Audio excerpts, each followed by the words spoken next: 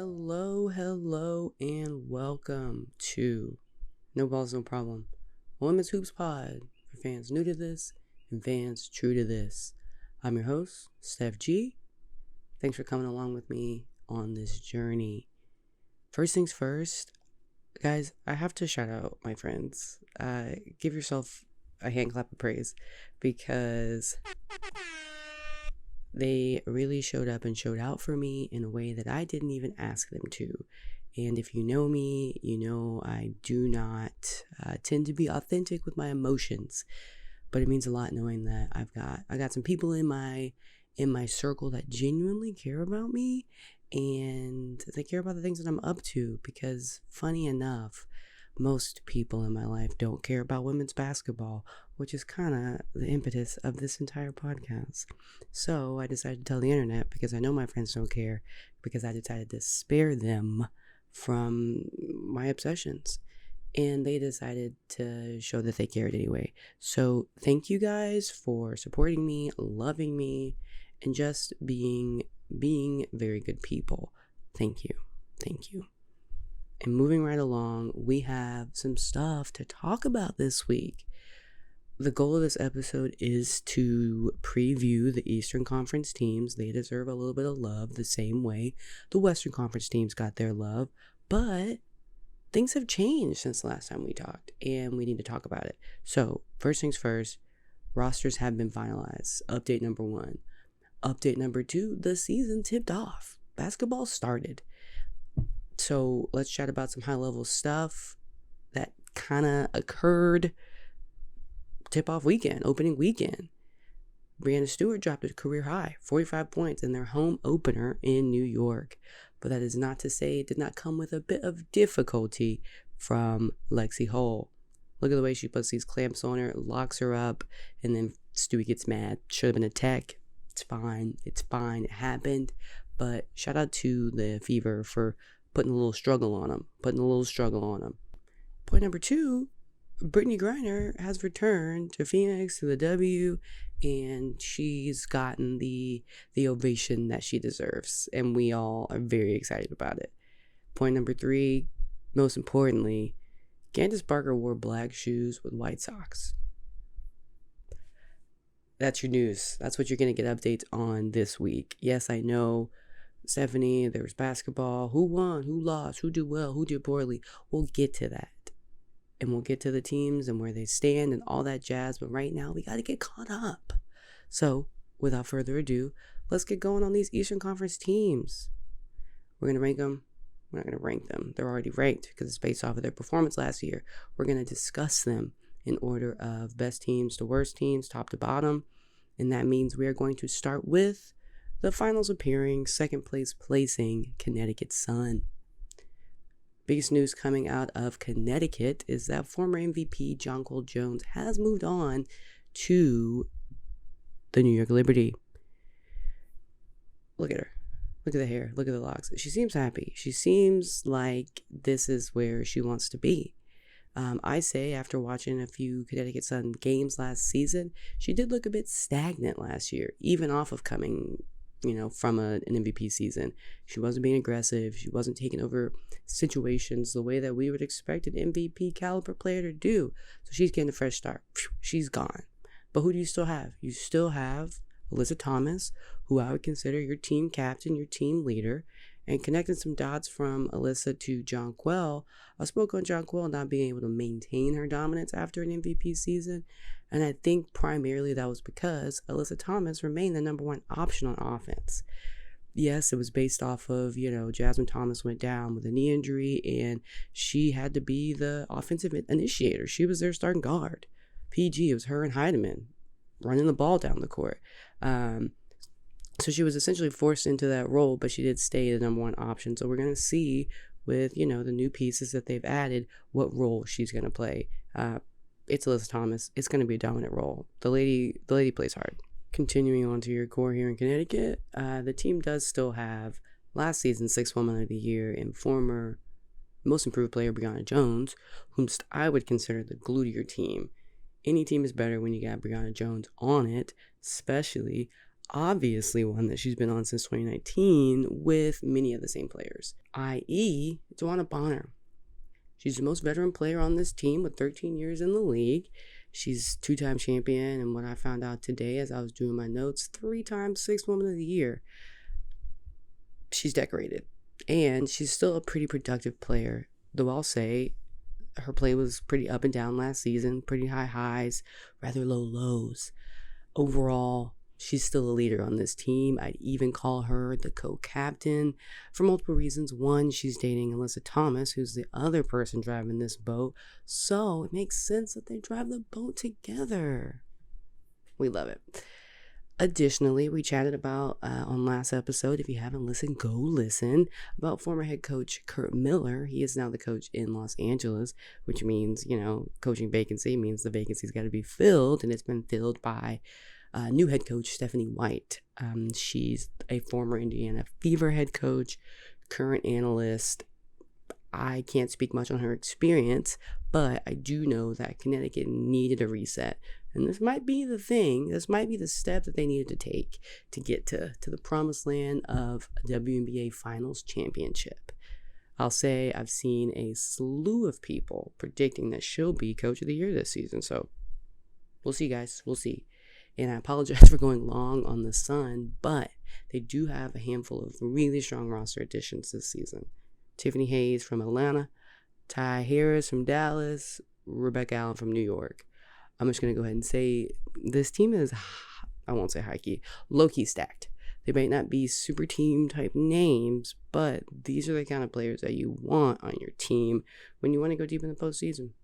Moving on to the team with the best overall record in the Eastern Conference, my team of choice, and that choice might be tested this season, we've got the Chicago Sky. So you're probably asking, Stephanie, why is your choice of being a Sky fan going to be tested this season? Well, if you listened last week, you probably heard me name half of our players that were on the Sky within the last 2 years or so. They're all on different teams now.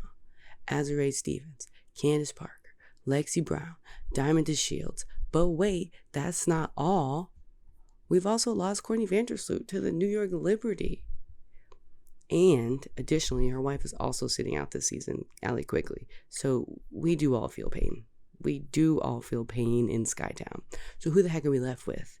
Well, thankfully, we still have our franchise star, Kalia Copper, but she's dang near all alone.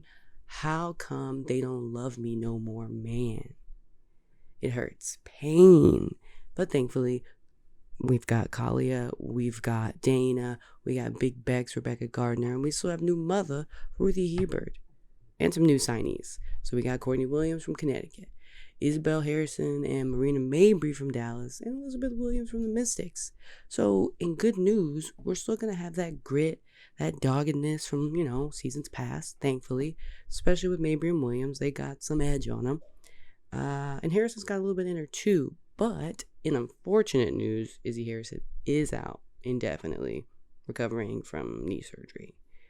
So those are facts. And lastly, on injury talk, new mom, as I said, Ruthie Hebert is working her way back in the game shape post-baby. So she did make the final roster, but we got to expect her later this season.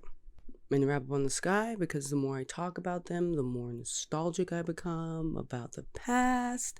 Even though this is only my 4th season as a Skytime member, I can imagine this will be my toughest battle yet.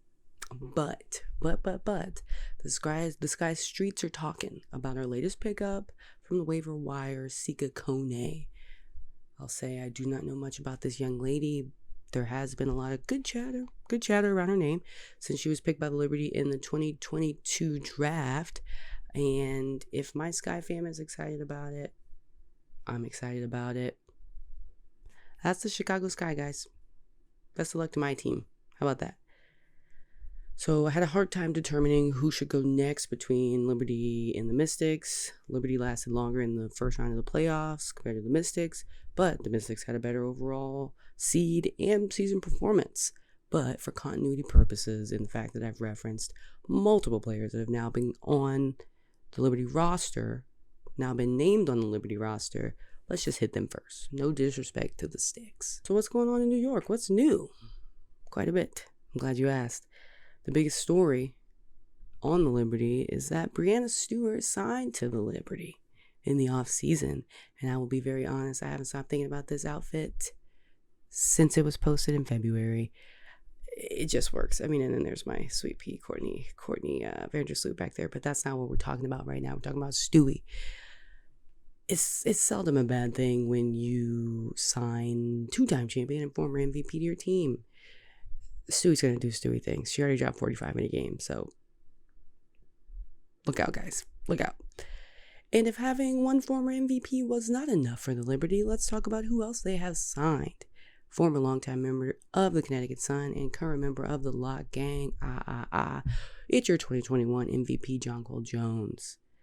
I think, as I touched on when we were chatting about the Sun, she needed a fresh start. She needed a new setting, and I think she needed to be somewhere where she's not going to be expected to be the first option on the offense or take the most shots. And with the way that she has started this season, I don't think that's going to be a problem at all. Let's take a look. Right here. 6 shots. Compared to Stewie's 10. Laney's 9. Breanna Stewart's 20. I think she's going to find a way to fit into the offense. I think she's going to be just fine. But I have notes on that. But we'll let the season play out. I'm going to give her a minute. I'll give her a minute. And lastly, as already discussed, the final of the major moves that the Liberty made, and easily the one that impacted me the most, is Courtney Vandersloot. She left me. She left her Chicago Sky faithful, and she teamed up with JJ and Stewie in New York. And as a Sky fan, I can speak on just how darn good that lady is at basketball. So, Liberty fans, you're welcome. You're welcome. All in all, you heard the hype. They've been deemed a super team. They're going to be expected to perform. And to me, I think the biggest challenge that they're going to face, at least early in the season, is going to be chemistry. Why is that? Well, the new people on this team, ironically, are going to require the most touches. So you're going to have to get them integrated into the offense and very quickly. Additionally, chemistry things, the longer tenured players on this team are going to be transitioning into different roles, and in some cases, lesser roles. Things are going to change. Overall, I'll say it again, expectations are high for the Liberty, and they will be under a microscope to meet them, and quickly. Overall, I think it's an exciting time to be a Liberty fan. Finally, you kind of earned it. And moving along to the first team from the East out of last year's playoffs, we have your Washington Mystics. And I'm going to keep it real with you, Chief. Last year's Mystics team was pretty solid. I was high on them for most of the season, and you're probably wondering right now and asking, Stephanie, why are you bringing this up? You're supposed to be telling us about the big moves that this team made. Well, that's probably because the Mystics had they had a quiet offseason to me.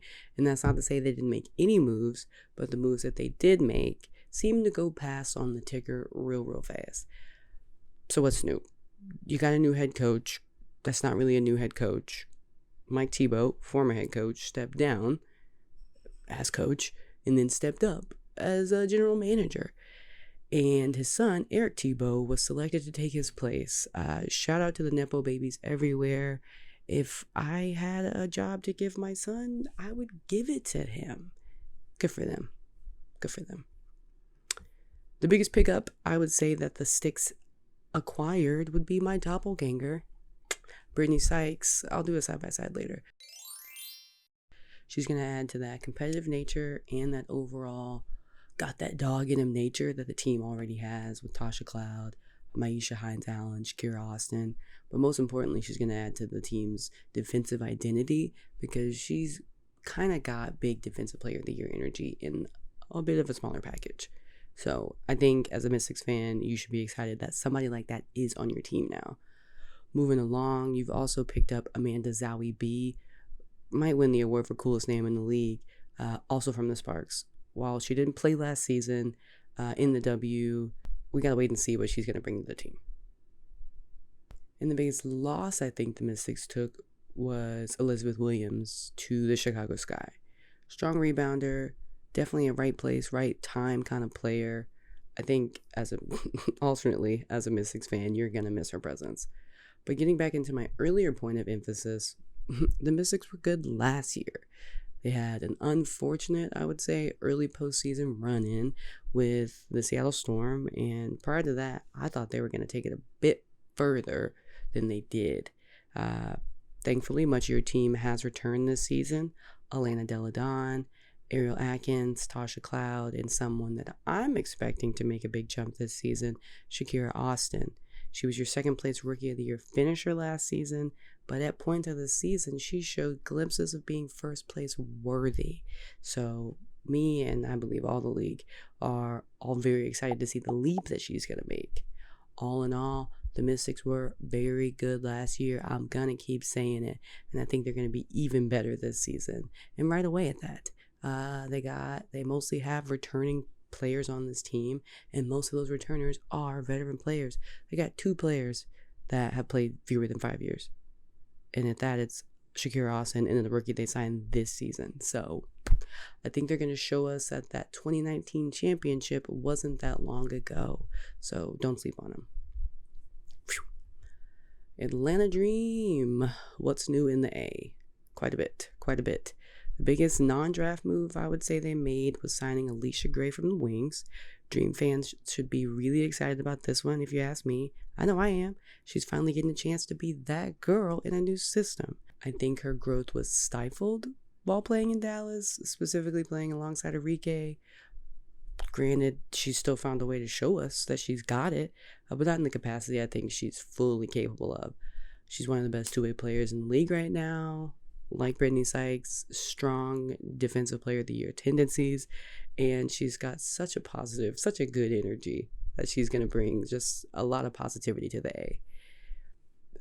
If you heard me emphasize it, I want to highlight the difference between the Dreams draft moves and their offseason transactions, because offseason transaction, that's Alicia Gray. Draft moves, I think they had the best draft night. Them in Minnesota. Picking up Haley Jones from Stanford, Letitia Mehier from South Carolina, and the one that sadly didn't stick around on this roster, Leah Brown from Michigan. Not too sad though, because she did get eventually picked up by Connecticut. These two gals specifically, Letitia and Haley, were cornerstone pieces, Haley more so, to their college programs. And I hope that their games will translate well into the W and with this team specifically. I'm already pretty high on Haley, as this sealed the deal for me here. What business does she have having the favorite song that is "Cause I Love You," Lenny Williams? I'll say that was my favorite song at too young of an age too. It's the storytelling of it though. Get you a girl who knows.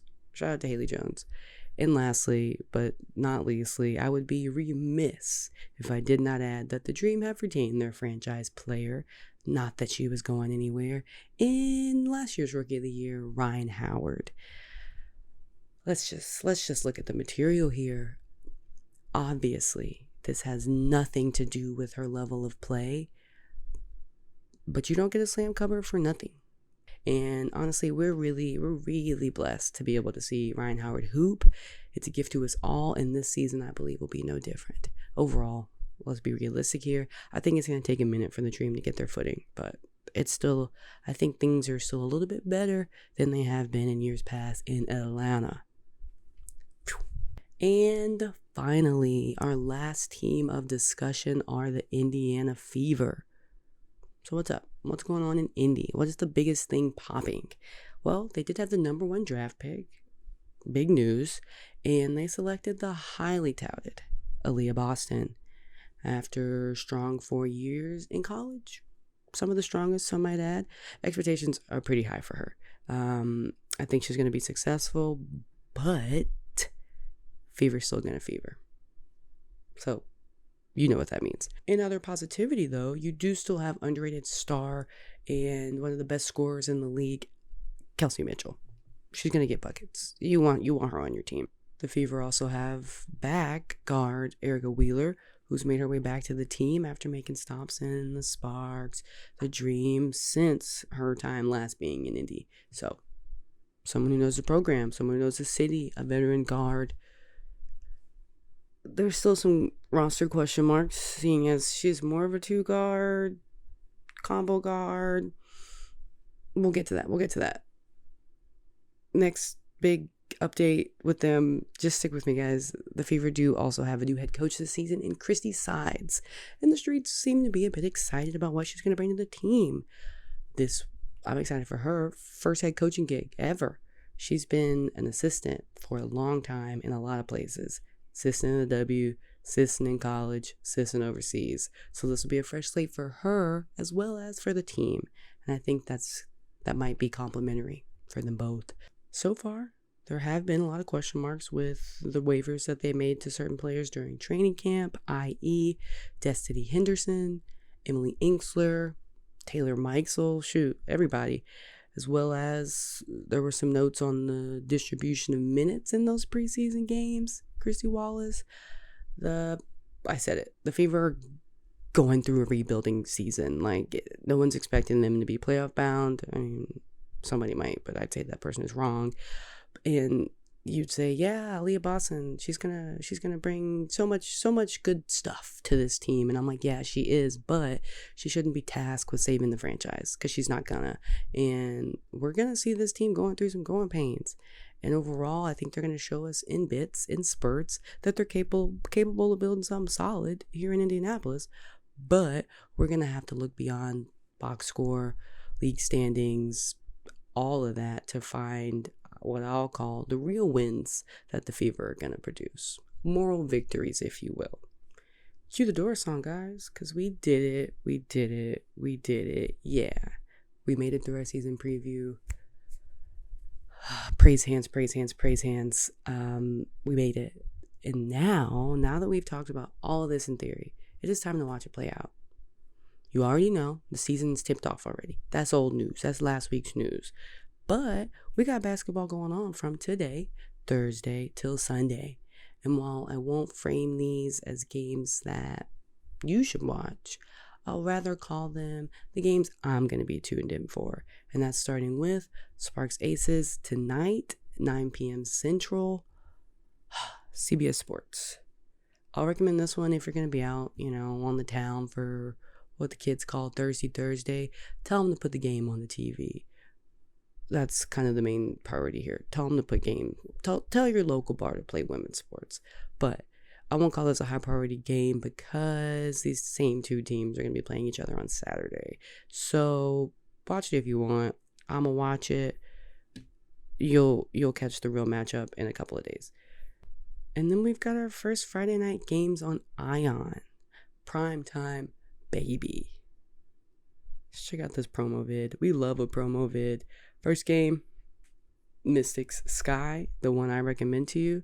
The other game's going to be the Wings versus the Storm, which will also be a solid game. But I think if you're picking, and yes, I know I have a bias, the better game you want to watch is going to be Washington versus the Mystics.